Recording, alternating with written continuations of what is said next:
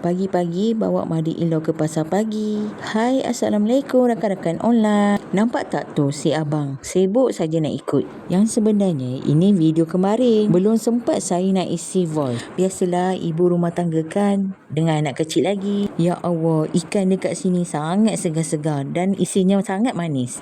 Disebabkan rambang mata sampai tak tahu nak beli ikan apa. Yang sebenarnya saya dalam proses berpantang. Anak saya nombor 2 tu kena demam campak. Jadinya saya kenalah berpantang makan. Waktu ni saya tengah pilih ikan bawah hitam. Saya nampak ikan ni segar, terlintas dekat kepala otak saya. Ikan ni kalau buat gulai sedap juga. Jadi saya pun pilih-pilih lah ikan ni. Saya godek-godek ikan ni, tengok insang dia. Sebab betul orang dulu-dulu kata, kalau kita nak beli ikan, kita nak tahu ikan tu segar ke tak, kita tengok pada insang dia. Siapa yang masih amalkan petua orang dulu-dulu?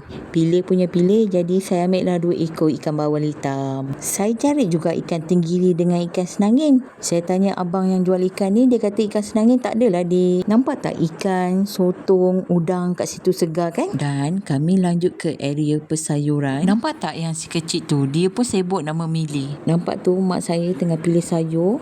Ya Allah, segar-segarnya sayur dekat sini. Tengah pilih-pilih sayur, saya tertarik asam jawa yang dalam plastik ni. Jadi culture shock sekejap. Siapa pernah nampak asam jawa ni? Kalau kat area saya Kelang, memang tak pernah nampak lah asam jawa jenis macam ni. Tapi kalau belah Negeri Sembilan, saya tak sure ada ke tak asam jawa macam ni. Dia asam jawa yang dah dibungkus-bungkuskan dalam plastik. Saya rasa ni mungkin asam jawa orang-orang kampung yang jual ni. Si abang sibuk nak pisang.